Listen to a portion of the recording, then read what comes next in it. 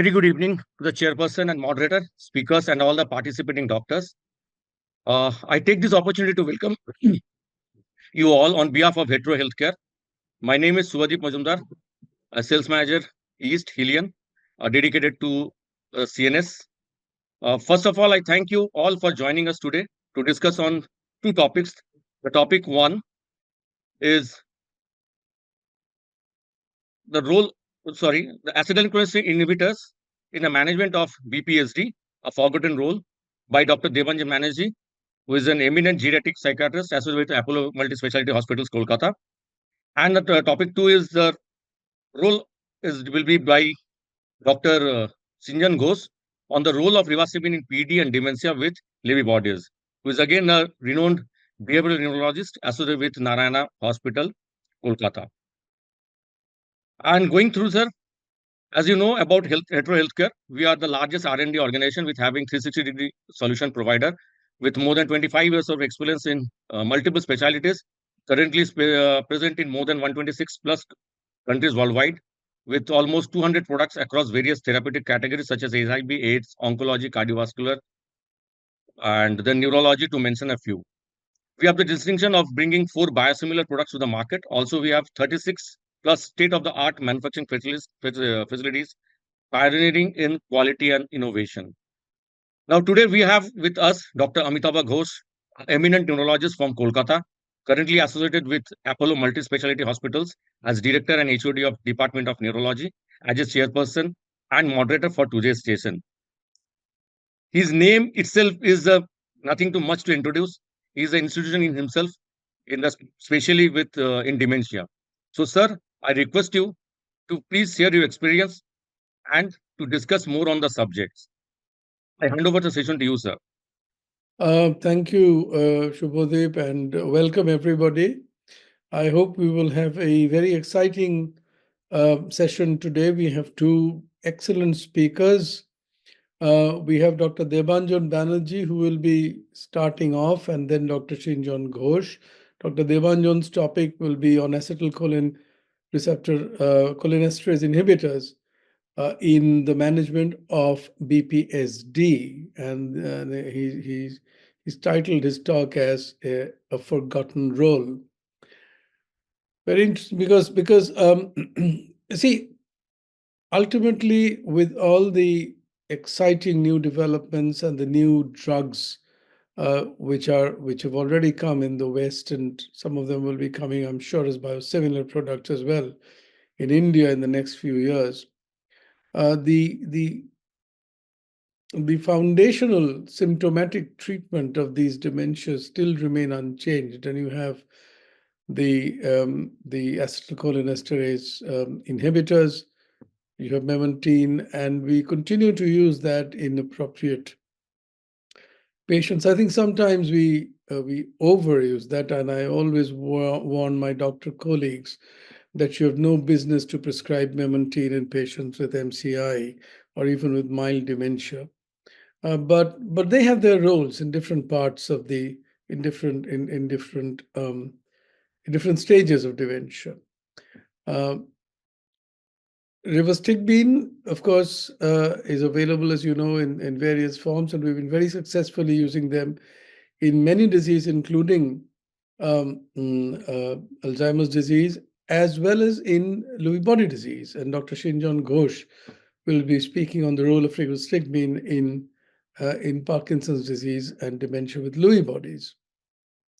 So I'm sure you will have a very exciting evening today, and I once again welcome you all. And I will now hand over to Dr. Debanjan so that he can start off with his topic.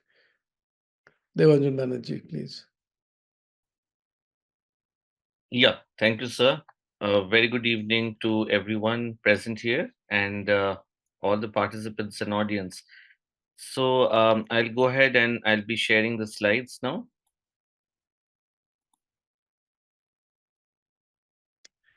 Debanjan, you can introduce yourself. Right. So thank you once again. Thanks to the organizing team here. Thanks, Mr. Shubhadeep, for having me here. As already mentioned, I am a psychiatrist. My special interest is in geriatric psychiatry, and I work in Apollo Multispeciality hospitals. I have basically completed my post graduation in psychiatry and my postdoc from NIMHANS, National Institute of Mental Health and Neurosciences, Bangalore. And as always, it's always a pleasure to share the forum with Dr. Sinjan, who is both a friend and a colleague. So, thank you, sir, for the kind introduction of the topic.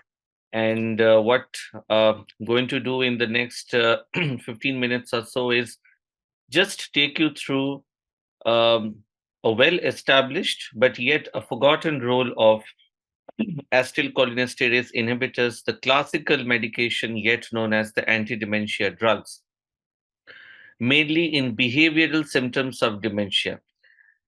Now, we know that we are already a bit late, so I'll try to keep it as brief as possible. If I hope my slides are changing and I am audible, Yes. right. So if any point of time you see that they are stuck or you're not able to hear me, just feel free to, just inform me about that. Well, so this is kind of a quintessential slide that accompanies every presentation about dementia. We are almost in a population boom, and the number of dementia individuals living with dementia is supposed to increase rapidly. The latest estimate is 1 in 3 seconds. So it becomes very important to discuss the behavioral manifestations. Now, out of the many different domains, we as psychiatrists, of course, and in general, individuals who deal with dementia care are very perplexed and concerned about behavioral and psychological symptoms of dementia. So they are a group of symptoms which usually and very frequently accompany different type of dementias based on the neuropathology, the phenotype. They are different in different in different individuals, but largely they are categorized in these groups: aggression or agitation, psychotic symptoms like hallucinations, delusions, misidentification, psychomotor agitation, where a person resists care, is not willing to eat, dress, repetitive actions, perseveration, depressive symptoms, lack of drive, hopelessness, anxiety, sadness, mania or euphoria, or apathy, a very, very challenging symptom domain where a person is extremely withdrawn with lack of interest. When we talk about behavioral symptoms, something very important is that they don't occur in isolation or in vacuum. So, when we are talking about an individual, somebody having dementia doesn't necessarily mean that he or she will not be having other illnesses. There are several physical and environmental triggers which can increase behavioral symptoms. This is important in any presentation that talks about behavioral symptoms, because when we speak about medicines to reduce these complaints, we also need to be mindful about what's going on in the surroundings. So, sundowning or change of environment, metabolic parameters, it can be hypoglycemia, hyperglycemia, hyponatremia, or hypokalemia, multiple medications, including beta blockers, anticholinergic agents, uh, polypharmacy, many of our psychotropic medications, pain, constipation, dehydration, infection. Many of these can trigger these behavioral symptoms that we spoke about. So, apart from what we discussed, there can be nighttime behaviors, wandering movements, carbohydrate craving, increased sugar craving, which many of you might have seen with people who suffer from especially frontal symptoms or frontal type of dementias, and self neglect is another such domain. Why are we discussing behavioral symptoms here? Because they are a very, very frequent accompaniment, up to 80-90%. They're more common in non Alzheimer's dementias, more challenging in that aspect. They contribute a significant amount to caregiver burden and elder abuse. So, because It's not always overt, but many people cannot manage these symptoms and end up in probably neglecting the patients.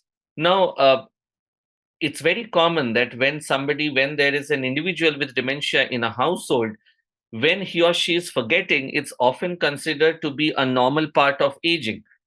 Forgetfulness is often normalized, and that person may not be brought to medical attention. But the moment he or she is agitated, throwing things, screaming, yelling, suspicious, that's something which catches the caregiver's attention and hospital visits very commonly. So, BPSD or behavioral symptoms are something which often make the patients come to your clinic. Now, let's face this question. I'm sure that we have a diverse group of audiences. I am not very sure if they can communicate with us, Shubhadeep. Can they? Yeah, they can communicate, but through questions only, because it is going live to YouTube. So from there, they cannot. They will be Okay. putting comments at the Okay. end of the So, session. They will have a so, question so answer no session. issues. I will just keep it as a question then. Feel free to type your responses that if you are facing an individual with behavioral symptoms, will you be using antipsychotics, the classic antipsychotics? Why I'm asking this question will be relevant in the next few slides. So I will probably at the end of my presentation go back to the responses. Feel free to mention yes or no. And for those of you who are mentioning no, I just request you to also mention the reason why you wouldn't choose antipsychotics. Now, a very important area. FDA in 2008 issued a blanket black box warning for all types of antipsychotics that it increases the risk of death. And this needs to be there in a label as a boxed warning and to be mentioned whenever any antipsychotic is prescribed to a person with dementia. This is based on a large network meta-analysis and a combination of randomized placebo-controlled trials, and both second and first generation have an equal risk. So the cardiac risk and the all-cause mortality for antipsychotic use is high. However, if we randomly look at prescriptions, even that includes everybody, there is a tendency to use significant number of antipsychotics in managing behavioral symptoms. This is one of the latest and a very comprehensive review of how BPSD needs to be managed. And as one statement, one liner, reviewing every single evidence, it's very clear that non pharmacological measures, managing situational triggers, training the caregiver, trying to identify the trigger and dealing with it is always the first line in management of behavioral symptoms.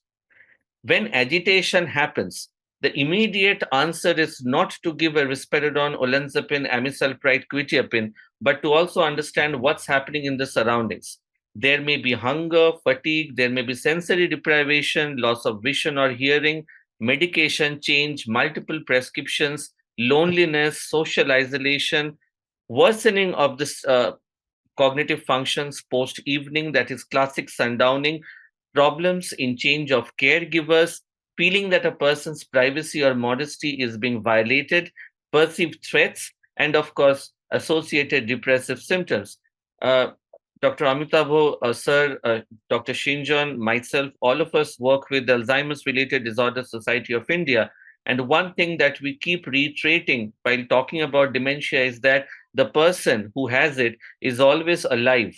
The illness never damages the identity. So we need to be mindful of what's happening to the person. This flowchart may be a little crowded, but what I essentially wanted to highlight here is that this paper, the comprehensive review, it very clearly mentions that if the first line non pharmacological management fails, we need to use antipsychotic, if at all, in a combination with an already existing acetylcholinesterase inhibitor or memantine. And it needs to be a symptom domain based treatment, not a blanket treatment. So if there is predominant depressive symptoms, SSRIs. If agitation is predominant, antipsychotic. If insomnia is predominant, either a very low dose sedating antipsychotic or trazodone. We all know that antipsychotics have several adverse effects in dementia. Not only the all-cause mortality, but drowsiness, gait disturbances, weight gain, cardiac risk, and so on. Why did I start talking about antipsychotics? Because as psychiatrists, we have this, in our disposal. Even neurologists, psychiatrists, all of us prescribe antipsychotics because we need an immediate relief for an agitation, or the family members get extremely distressed. But often, and that's why I have mentioned this in my title, the forgotten role is not highlighted. We forget that acetylcholinesterase inhibitors themselves, especially rivastigmine, I'll come to that later, has a good propensity to deal with behavioral symptoms. So there was a meta-analysis quite time back in 2008 where the impact of cholinesterase inhibitors was seen. And this, to quote from the paper, is that the dual acetylcholinesterase inhibitor rivastigmine has shown to have potential advantages over other ones like donepezil and galantamine. Rivastigmine appears to be effective across the range of dementia severity, mild to severe, across the spectrum of dementia. So not only severity, also Alzheimer's, non-Alzheimer's, especially with DLBD, Lewy body, and Parkinson's associated dementia, with Dr. Sinjan will be speaking soon after. It also appears to have a disease modifying potential. I work with the IPA. So this is the official journal of the IPA. This came out in 2009. This was a systematic review of all the randomized placebo-controlled trials of donepezil, rivastigmine, and galantamine in dealing with BPSD symptoms. 14 studies were identified, 9 of donepezil, 3 of galantamine, only 2 of rivastigmine. The median study treatment length was 24 weeks. Most studies used NPI as a behavioral outcome. What was interesting to see was that a head-to-head comparison could not be done because the number of study and sample size was too less to establish the power. But even though the effect sizes were moderate, the quality of life improvement and caregiver burden reduction was significant. Now, we are more interested in these rather than change in certain symptomatic scores, and that's what matters. Apathy, we know that can be a very, very challenging symptom. It is not depression. Depression, a person feels low. Apathy is lack of feeling. It is characterized by emotional neutrality. Often assessed by apathy evaluation scale, it's something which is very common when the medial or the dorsolateral prefrontal cortex is affected, especially in frontotemporal dementias, Parkinson's plus and Parkinson's associated dementia, also happens in Alzheimer's. There is no FDA approved drug, but it can lead to significant caregiver burden, because imagine when a person is not emotionally caring for the family anymore, the personality changes, and that leads to a significant disturbances in the family dynamics. So in this review, what was seen is that out of 52 interventional studies, methylphenidate to some extent, low dose, olanzapine, citalopram, which is a SSRI again, memantine, cholinesterase inhibitors do have some role on apathy, especially in FTD and DLB related apathy and PD related apathy. Rivastigmine has a definite role and better role than other medications. This was published in Frontiers in 2020. It spoke about all the evidence and what guidelines recommend in future. So acetylcholinesterase inhibitors, these are the domains that they target. They target depressive symptoms, the sundowning and the typical nocturnal confusion, agitation.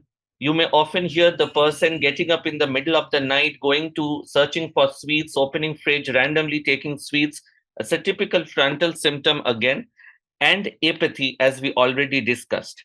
Let's have a quick look at the guidelines. What do they say? We'll look at a couple of guidelines. The NICE guideline in 2018 clearly mentions that a structured assessment is necessary to find out the environmental cause of behavior and to understand the distress. Random prescribing any medication, especially antipsychotics, is a strict no according to NICE. It clearly mentions that a personalized psychosocial regime is necessary as a first line. When do we use medications? We use antipsychotics when a person is at a risk of harming themselves They may wander off, get lost, fall down somewhere, or when they are experiencing agitation or hallucinations. And we have to mention to the family members that this is an off-label use. For dementia with Lewy bodies or Parkinson's, NICE clearly mentions that rivastigmine has an edge above the other. And a very important statement in the guideline: optimize the dose of acetylcholinesterase inhibitor before adding antipsychotics. And at every 3 months to 6 months interval, you need to document the progress. And if the person is doing well, you need to de-prescribe antipsychotics and stop. De-prescribing is probably the most important practice to reduce pill burden in dementia. What about APA? APA mentions the role of acetylcholinesterase inhibitors after you carefully evaluate medical, psychiatric, and environmental problems. Best is when medicines are used together with psychosocial interventions, and it mentions two important things. There may be a possible risk of worsening of agitation, especially in non-Alzheimer's dementia with donepezil, and a transdermal preparation of rivastigmine may be better for nighttime behaviors. To quote APA, on the basis of good evidence, acetylcholinesterase inhibitors are recommended in treatment of behavioral issues. They have shown modest improvement in behavioral symptoms in general, but have improved caregiver distress and quality of life. Let's have a quick look at rivastigmine. It has definite improved efficacy and tolerability with transdermal patch, as Amitabha sir was already mentioning. It is preferred over other acetylcholinesterase inhibitors. However, remember, we do not have any head-to-head trials. It is based on clinical anecdotes and secondary analysis from larger studies. Better in depressive symptoms, agitation, Lewy body, Parkinson's, Parky plus, reduces the need of antipsychotics, which is most important factor because we have seen the associated mortality risk. And studies show that dual inhibition of acetyl and butyl cholinesterase and brain region selectivity, which has come through fMRI and SPECT studies, with preferential inhibition of the G1 isoform of acetylcholinesterase, rivastigmine. This particular property of rivastigmine makes it probably better in treatment of BPSD. Just before we kind of conclude this session, we have spoken about acetylcholinesterase inhibitors. We need to remember their role not only as a cognition enhancer, as a protector, as a medication that delays dementia, but also something that controls behavioral symptoms. At the same time, we need to keep in mind patient factors, environmental factors, as we discussed before. Over-under stimulation, caregiver change, training of caregiver are equally important. We call this commonly the DART approach. We first describe and find out the context of the behavior, then we analyze what is leading to it, then we treat using both pharmacological, non-pharmacological measures, training the home caregivers and the paid caregivers, and finally, at every step, we have to evaluate, be it medicines or not, whatever I am doing, is it improving the person's quality of life? So these will be my take-home messages.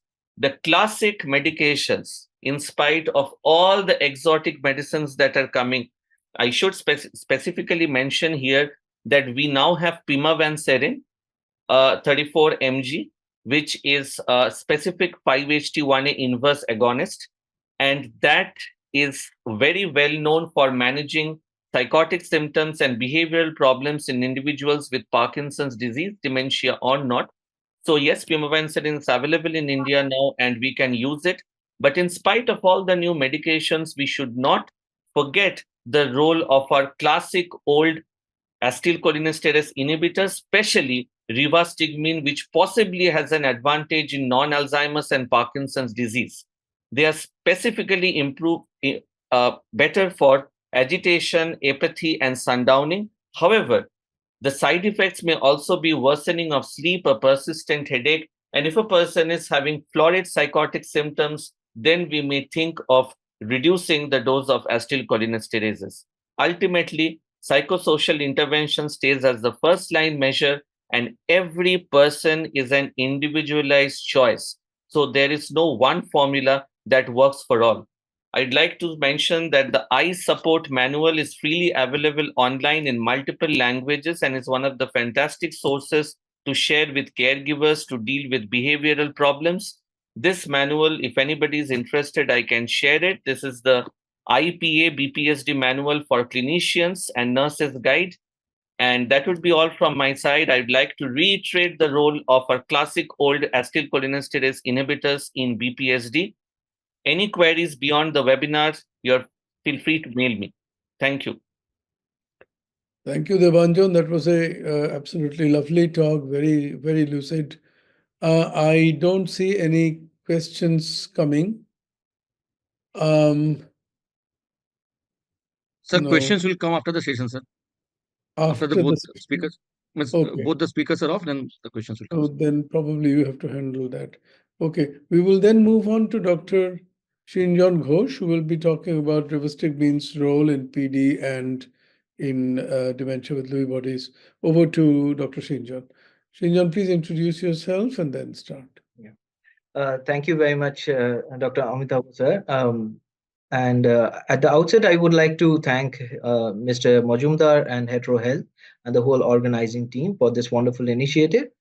So, and a wonderful talk by my friend and colleague, Dr. Debanjan. I really enjoyed it. So, without further ado, I would like to share my screen. So, I'll be focusing my talk on the role of rivastigmine in dementia with Lewy bodies and Parkinson's disease with dementia. So, dementia with Lewy bodies is a form of dementia in the elderly, the commonest neurodegenerative dementia being Alzheimer's disease. So, the characteristic features of dementia with Lewy bodies are fluctuating cognitive impairment. Family members do say that patients have some good days and some bad days. So, on good days, it's very difficult to say that the patient is having any problem on. So, that is one of the challenging aspects of this condition. So, they do have attention problems, they have visual hallucinations, they may be distressing, may not be distressing. They can see animals and people walking around who are actually not there. So they do have Parkinsonism, which is mostly atypical Parkinsonism.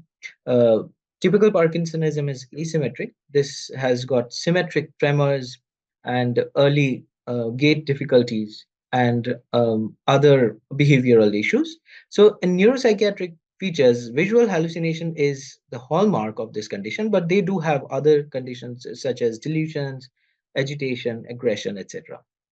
As Dr. Debanjan mentioned, and they do have sleep disorders such as REM sleep behavior disorders. They might talk in their sleep, they might kick, punch as if they are acting out from their dreams. So, as we've discussed, that rivastigmine acts both as a butyryl cholinesterase inhibitor as well as acetylcholinesterase inhibitors, which gives it an extra edge over donepezil, which acts as only an acetylcholinesterase inhibitors. So many deficits in cholinergic neurotransmission are seen in different parts of the brain in a patient having Lewy body dementia. Therefore, drugs enhancing central cholinergic function represent a rationally based therapeutic approach to this disorder. So I'll be going over some of the landmark trials, landmark studies on the role of rivastigmine in patients with DLB and Parkinson's disease with dementia. So this was published in Lancet in the year 2000 by McKeith et al. So this was a placebo-controlled, double-blind, multicentric study done on 120 patients from UK, Spain, and Italy. Individuals were given slowly titrated up to 12 milligram of rivastigmine daily in 2 divided doses, or there was a placebo group as well. So this was given for 20 weeks and followed by 3 weeks of rest.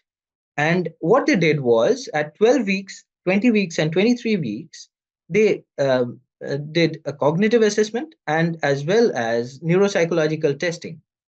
And patients underwent close medical and lab safety analysis. So, interestingly, what they found were patients taking rivastigmine were significantly less apathetic and anxious, and they had fewer delusions and hallucinations as compared to the placebo group. So almost twice as many as patients on rivastigmine than on placebo showed a 30% improvement from baseline.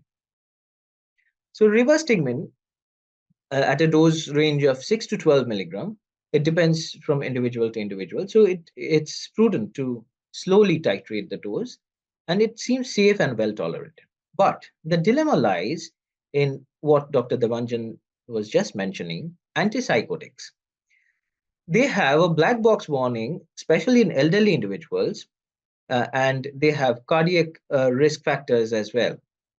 So, what these antipsychotics do for controlling these behavioral issues, antipsychotics are prescribed, but they have detrimental effects on swallowing or deglutition, which puts them at a risk of aspiration pneumonia. They have problems with their gait or walking, so they can have recurrent falls and fractures. So, the impact of this medication is huge.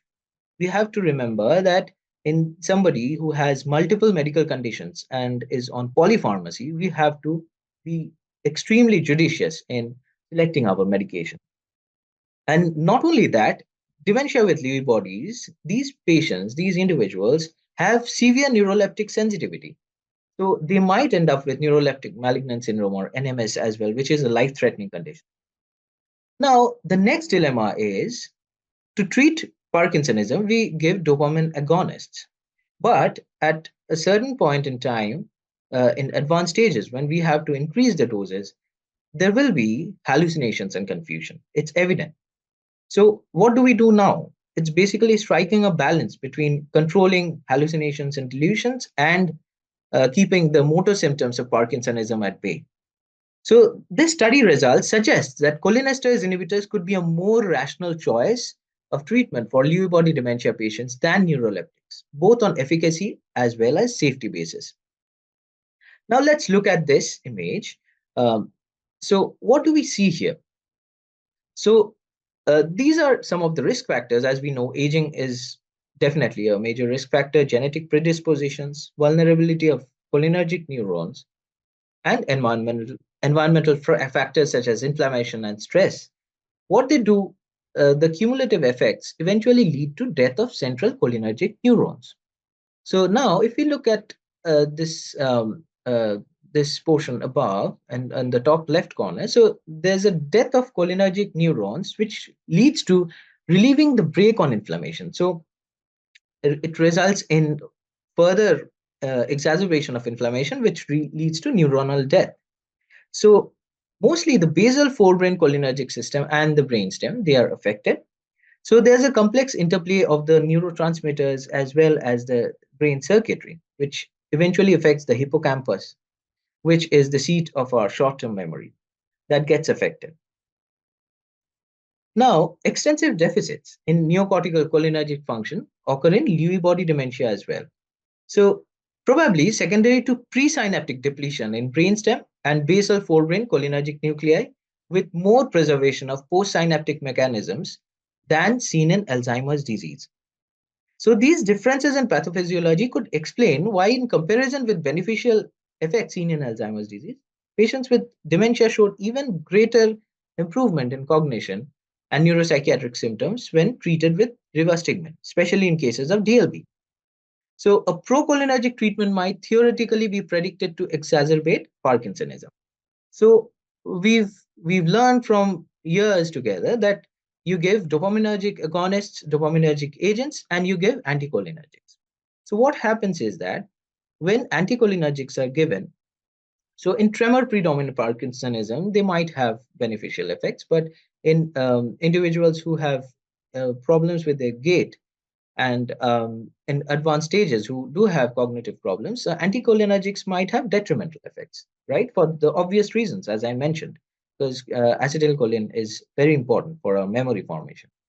So a procholinergic treatment, what would come to our mind? A procholinergic treatment would exacerbate the motor symptoms of Parkinsonism, but fortunately, in practice, this does not happen commonly. So this probably indicates the complex interactions of non-muscarinic nicotinic cholinergic receptor mechanisms in the control of basal ganglia function. The profile of treatment responsive target symptoms needs to be fully characterized. What we are treating, what are we targeting? And then, as Dr. Debanjan mentioned, periodically we have to assess the patients for their cognitive fluctuation, activities of daily living, and the quality of life. And I would like to add to that, definitely caregiver burden. So improving quality of life of the patients and mitigating the caregiver burden. That's essential. So coming to another landmark study by McKeith et al. So here they mention that DLB patients experiencing visual hallucination showed a clear and significant response to rivastigmine in terms of improved attentional function compared with non-hallucinators. So individuals who had less hallucinations as compared to others who had DLB, so they had poorer response as compared to those who had hallucinations. So what they inferred was that greater cortical cholinergic deficits have been reported in hallucinations versus non-hallucinations in both retrospectively. So evidently, rivastigmine would work better in hallucinators. So this was another study of rivastigmine in treatment of Parkinsonian psychosis. So rivastigmine significantly reduced neuropsychiatric disturbance in advanced Parkinsonism, and improvements were recorded by the neuropsychiatric inventory, which is another tool to objectively measure the behavioral symptoms, their improvement or their deterioration. So caregiver distress consequent to the patient's neuropsychiatric or behavioral problems was also markedly ameliorated by the drug. So as an indirect effect, definitely. And in addition, overall cognitive performance was significantly enhanced due to its pro-cognitive effects. Now, most of the patients were maintained on rivastigmine following the study and have not shown signs of significant deterioration over 70 weeks of subsequent detailed follow-up. So they followed the patients up and saw there was significant persistent improvement as well. So association of hallucinations with vivid dreams and sleep fragmentation suggests that REM sleep disturbances may be central. So hallucinations during wakefulness are known to occur in subjects with prolonged REM sleep deprivation or rapid eye movement sleep deprivation. So success of rivastigmine in relieving hallucinosis may reflect its ability to enhance REM sleep. So this is interesting because as we know, what our understanding is that during REM sleep, we dream, our memory is consolidated. So whenever somebody is deprived of REM sleep, so they are missing out or missing out on their sleep hours. So they're REM sleep deprived, and what happens is that it affects their memory and their cognitive functioning. So any medication that enhances the REM sleep would have a beneficial effect. Now, the use of cholinesterase inhibitors provides a new approach to a difficult clinical problem. And uh, in many cases, we might actually not prescribe them antipsychotics, which has got a black box warning. Now, this was a RESPOND trial where they have noted the role of rivastigmine on gait instability in patients with Parkinson's disease, and they had noted that with increase and improvement in attention, what happened is that their gait improved as well. So, dysexecutive syndrome in Parkinson's disease adds to the problem of gait initiation and gait maintenance velocity, and they might have a risk of falls. So, an underlying loss of cholinergic function contributes to freezing and other gait changes, postural instability, and cognitive dysfunction. So, cognitive dysfunction we know, but look at its effect on the gait and postural instability. So, evidently, rivastigmine would have a role in these motor features as well. And as we know that pedunculopontine nucleus has been implicated in gait disorders in various lesional studies as well. So overall, rivastigmine has a beneficial effect on gait and balance. So as I was mentioning, the gain might or might not be mediated via improved cognition, specifically improved attention to compensate for impaired gait resulting from striatal dopaminergic loss or via direct effect on gait. So it might be an indirect effect or a direct effect. When the person becomes more attentive, the chances of falling is less. So the future analysis that is to be done is whether this acts as um, ameliorating agent for loss of attention or whether it refocuses attentional priority to gait and movement control. Now, this was another study published in NEJM, another reputed journal, in 2004, where they've noted the role of rivastigmine for dementia with Parkinson's disease. So, in various studies, it has been proven over the years that rivastigmine has got a moderate to significant role. And there was a significant, statistically and clinically significant improvement in terms of behavioral features. But they had nausea, vomiting, and tremor as side effects. So gastrointestinal side effects are there. So that's when the patch is helpful, right? So the take-home points would be rivastigmine has a role in managing hallucinations in DLB and PDD. They can be a rational alternative to antipsychotics and better adverse effect profile. The gastrointestinal side effects can be mitigated by using patch formulations, and compliance can be ensured in advanced dementia patients by using a patch because they tend to refuse medications, they spit out medications, they might have paranoid delusions that somebody is trying to poison them. So, in those cases, patches do help. So, with this, I would like to end my talk and I'm happy to answer any questions. Thank you so much. Over to you, Dr. Amitabha Ghosh, sir. Thank you. Thank you, Sinjan. Again, one very detailed description of rivastigmine and its role in these disorders. So we have now come to the end of two very lovely talks, and I still don't think there are any questions. Yeah. Are there any questions? Sir, I just get back. Actually, questions will directly come to you. Actually, in your inbox, it should come. Let me check it out, sir. If there are any Yeah. questions. Yeah.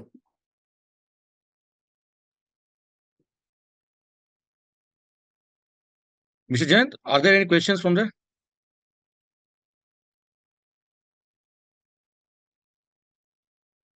I think there is. Sir, there is a question from Dr. J.K. Solanki from Ranchi. Does rivastigmine subdermal is available in? Achha, okay, that is for his. That's We for use, you. That's for you, yeah. right? We usually use donepezil 5 and memantine 10. 10 milligram with olanzapine for sleep and And VH disturbance. so you will have to answer. I don't know. I'm sure rivastigmine is available in Ranchi. I think rivastigmine has been There is available a in question, sir. India. There is a continued question. We usually use donepezil 5 and memantine 10 milligram with I know olanzapine for that sleep. is because he's saying rivastigmine may not be available. First of all, it is not subdermal. It's kind of a patch which is kind of, well, I suppose it is subdermal absorption, but the rivastigmine patch is available across India for many years. I think you need to go and check with some of the bigger pharmacies, or you may want to go to one of the bigger hospitals in Ranchi and check that out. It should be available. Um, um, for behavioral disturbance, a combination of donepezil and memantine is probably not something you. I don't think that's something you would have meant. I think you wanted to treat the dementia, and you're talking of the behavioral disturbance. Olanzapine for sleep, I would kind of uh, not quite encourage you to do that. I think there are much safer, if I may, sleeping medicines which you can give in patients with dementia, like melatonin, which is kind of a natural hormonal product of the brain which helps in sleep. That is available. You can give melatonin. Uh, yeah, I mean, these are best. Olanzapine and other antipsychotics are best left for specific purposes. And as you've heard from two speakers, they have their risks involved as well. From Sir, the Dr. Solanki, Dr. Debanjan has replied something, I think, there as well. Yes, exactly. He's already replied. Yeah, there's another question. I'm interested in how dementia is differentiated from Lewy body, vascular dementia, and Alzheimer's disease. Well, I'll leave that to Dr. Sinjan to come back to it again. He did that beautifully the other day. Sir, shall I try and answer it? Yes. Yeah. So that's a very important question, but it's a talk in itself. Basically, there are various differentiating points, but just to clarify, dementia is an umbrella term, and Alzheimer's disease is the commonest form of dementia. We have other types of dementia, such as dementia with Lewy bodies that I mentioned, the features I've mentioned, especially Parkinsonian features, atypical Parkinsonism. They have fluctuating cognitive function, and they have visual hallucinations and REM sleep behavior disorder. That is, they act out in their dreams. Vascular dementia is usually temporally associated with a stroke, either in a strategic area or multiple small strokes over the time can have certain deficits. They can have speech problems and motor deficits, but along with that, they can have cognitive deficits as well, like executive dysfunction, attentional problems, and also some behavioral symptoms. And frontotemporal dementia affects usually the frontal and temporal lobe. They do have a lack of filter. They use explicit words. They can have loss of empathy as or sympathy.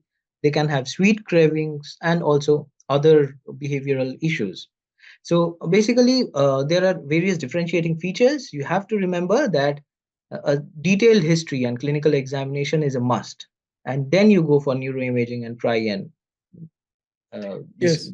So Dr. Solanki, this is all of these are dementias, the ones you've mentioned. They're all different types of dementias. And each one, as Dr. Sinjan has said, has different characteristics, and that will be diagnosed by the neurologists or psychiatrists who especially work on these disorders. So that is how it goes, because they have different treatments and they've got different projections in the future. So you can't kind of lump them up as one disease and treat them. There are a lot of things you need to consider before even starting treatment in these patients. Dr. Jitendra Verma has said, would you use lecanemab or aducanumab? Are they helpful in BPSD? Dr. Debanjan has replied that. So I will just add to that reply that lecanemab, aducanumab, aducanumab has been totally withdrawn from the market. From January 2024, aducanumab, the company started to withdraw aducanumab. Initially, they left it only for patients who were on the aducanumab research trials as extension of those trials. They continue to use that is called open labeled. But from 1st November this year, aducanumab has totally been removed, and you will not get aducanumab. In fact, you wouldn't get aducanumab anywhere from January, but from now, even the research people who participate in research are not going to get that. There are two drugs, one lecanemab, you have correctly said, and the other is donanemab. These two drugs are the only two drugs that are available as anti-amyloid therapy to modify disease. But these drugs are not drugs which have been designed to work in BPSD. They have only been designed, mind you, most of these BPSDs that Dr. Debanjan spoke to you about, some of them are found subtly, like anxiety or late onset depression and things like that. You can see them very early in the course of the disease, but many of them are in the moderate to severe stages of dementia. Now, these drugs have been only tried and they're only approved in patients with early symptomatic Alzheimer's disease. So these are patients, they have to have Alzheimer's disease proven by biomarker diagnosis. So brain amyloid PET, there's a type of scan doing that. Then there's a CSF amyloid and tau and things like that, which can be tested. You have to prove it is Alzheimer's disease beyond doubt. And then you have to show that they're early symptomatic. In other words, they have either mild cognitive impairment or a mild dementia. And there are scores and ways of doing that. You can't do that in your clinic just like that. So it needs, additional stuff to be done. It is only in those patients that by removing the amyloid that they have shown quite a modest but significant degree of cognitive recovery. But so if a patient has a mild, late onset anxiety or a late onset depression, which kind of is a feature of early Alzheimer's disease, that can happen. Sometimes suspiciousness can be a feature of early Alzheimer's disease. In those patients, if we prove Alzheimer's disease, then it might work, but not in general for BPSD. I hope I've answered the question. I think these are the two questions, and no more questions are there. Mr. Jan, there are any questions? Any more questions? No. Okay, thank you. So thank you very much. Wonderful Sir, session. I really enjoyed it, and I was pressed for time, but I'm very glad to know that we've not only finished in good time, but also finished very well in good time with both the speakers presenting their talks, and we had a short but sweet but very informative discussion. So I thank Debanjan, I thank Sinjan, and I thank all of you really who are there, Shubhodeep, and I can't see Jayant. So take care and good night.